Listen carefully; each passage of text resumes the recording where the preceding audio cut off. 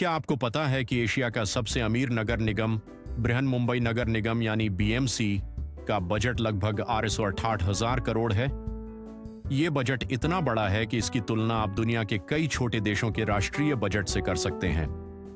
BMC सिर्फ एक नगर निगम नहीं, बल्कि मुंबई जैसे वैश्विक शहर की आर्थिक, सामाजिक और राजनीतिक धड़कन है। यही वजह है कि हर राजनीतिक दल इसके नियंत्रण के लिए अपनी पूरी ताकत झोंक देता है। 2026 के बीएमसी चुनाव की बात करें तो इस बार भारतीय जनता पार्टी बीजेपी ने अपना दबदबा कायम करते हुए तगड़ी जीत हासिल की है। ये जीत केवल सीटों का आंकड़ा नहीं, बल्कि महाराष्ट्र की राजनीति का शक्ति संतुलन बदलने वाला एक बड़ा मोड़ साबित हुआ है।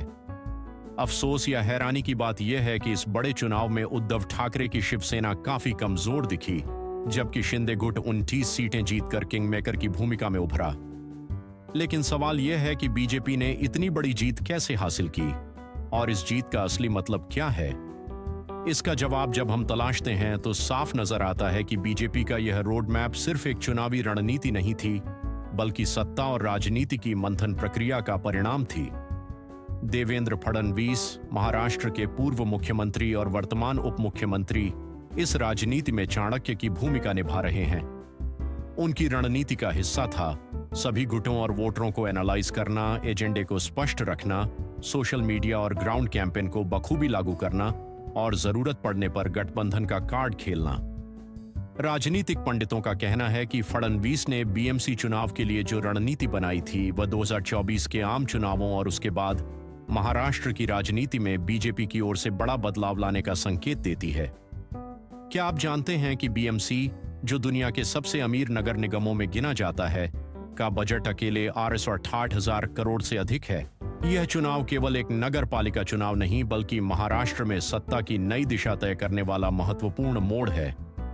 आज हम देखेंगे कैसे बीएमसी चुनाव के जरिए बीजेपी और शिंदे गुट ने महाराष्ट्र की राजनीति को अपने पक्ष में मोड़ा। जानिए इस जीत के पीछे की रणनीति और बड़े असर को। 17 जनवरी 2026 को बीएमसी चुनाव के परिणाम आए। इस बार बीजेपी ने 164 सीटें जीतकर नगर निगम पर खुद को मजबूत किया। शिंदे गुट ने 29 सीटों पर जीत दर्ज की, जिससे उनकी भूमिका किंग मेकर के रूप में हो गई। कांग्रेस और उद्धव ठाकरे की शिवसेना ने क्रमशः 19 और 35 सीटें हासिल कीं। बीजेपी का मिशन मुंबई अभियान, जिसमें उन्होंने शहर के विकास को मुख्य मुद्दा बनाया, जनता तक पहुंचने में सफल रहा। फडणवीस ने डबल इंजन सरकार की बात को जोर शोर से प्रचारित किया। चुनाव के दौरान मुंबई के 2.5 करोड़ से अधिक वोटर्स ने हिस्सा लिया। कुल मतदान प्रतिशत इस बार 65.2% रहा, जो पिछले चुनाव से 3% अधिक था। बीएमसी पर 1996 से लेकर 2025 तक शिवसेना का दबदबा रहा। मुंबई, जो भारत का वाणिज्यिक केंद्र है, की राजनीतिक सत्ता शिवसेना के हाथों में रही। 2022 में शिंदे गुट का अलग होना और बीजेपी के साथ गठबंधन महाराष्ट्र की राजनीति में बदलाव की शुरुआत थी। देवेंद्र फडणवीस, जो महाराष्ट्र की राजनीति में अपने चाणक्य स्टाइल के लिए जाने जाते हैं, ने बीएमसी चुनाव को हाई स्टेक्स गेम बना दिया। पिछले चुनावों में शिवसेना और बीजेपी के बीच संयुक्त रूप से सरकार बनी थी, लेकिन इस बार बीजेपी और शिंदे गुट का नया समीकरण सत्ता के समीकरणों को बदलने में सफल रहा। राजनीतिक जानकार डॉ.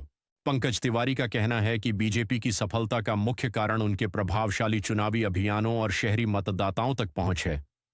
इसका दूसरा पहलू है शिवसेना की गिरती लोकप्रियता। फडणवीस ने माइक्रो स्तर पर शहर की जरूरतों को समझकर वोटर्स को प्रभावित किया। तुलना के तौर पर दिल्ली के नगर निगम चुनावों में आम आदमी पार्टी ने इसी तरह की रणनीति अपनाकर राष्ट्रीय स्तर पर अपनी पहचान बनाई थी।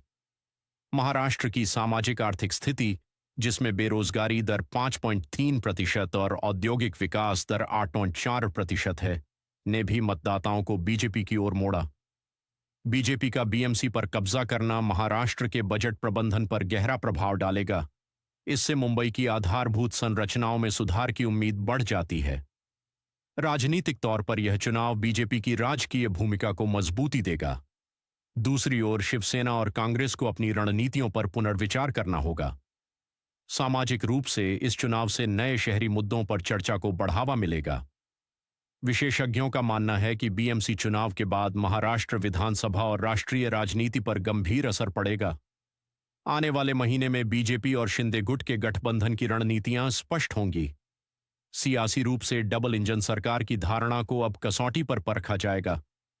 बजट पेश होने के बाद इन नीतियों की तस्वीर और स्पष्ट हो सकती है। आज हमने आपको बीएमसी चुनाव 2026 के इतिहास, असर और भविष्य को लेकर गहन जानकारी दी। इस ऐतिहासिक चुनाव में बीजेपी ने बड़ी जीत हासिल कर महाराष्ट्र के सियासी समीकरण को पूरी तरह बदल दिया। बीजेपी ने कुल 103 सीटों पर कब्जा जमाकर यह दिखा दिया कि उनका मजबूत संगठन और रणनीतिक सोच उन्हें महाराष्ट्र की राजनीति में एक अजेय ताकत बना चुका है। वहीं शिंदे गुट ने 29 सीटें जीतकर किंगमेकर की भूमिका में खुद को स्थापित किया है, जो इस बात का संकेत है कि फडणवीस और शिंदे की जोड़ी ने मिलकर एक नया राजनीतिक मंथन किया है। देवेंद्र फडणवीस ने अपने चाणक्य रोड मैप के जरिए यह सिद्ध कर दिया कि राजनीति केवल सत्ता का खेल नहीं, बल्कि रणनीति का अद्भुत संतुलन है। उनकी योजना का मुख्य आधार रहा हर वार्ड में जमीनी स्तर पर कार्यकर्ताओं को सक्रिय करना, बड़े पैमाने पर नागरिकों के साथ संवाद करना और स्थानीय मुद्दों पर ध्यान केंद्रित करना। विशेषज्ञों का कहना है कि फडणवीस की नेतृत्व शैली और उनकी माइक्रो मैनेजमेंट की क्षमता ने बीजेपी को अभूतपूर्व विजय दिलाई। वरिष्ठ राजनीतिक विश्लेषक निखिल वाघमारे का कहना है, यह जीत बीजेपी के लिए सिर्फ एक चुनावी जीत नहीं, बल्कि 2029 लोकसभा चुनाव के लिए भी एक नई नींव है। इस चुनाव ने साफ संकेत दिया है कि महाराष्ट्र की राजनीति का परिदृश्य अब बदल चुका है। अब आगे का समय दिखाएगा कि इस जीत का प्रभाव राज्य और देश की राजनीति पर क्या पड़ेगा।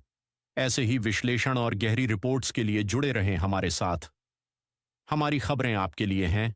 सब्सक्राइब करें और हर अपडेट सबसे पहले पाएं।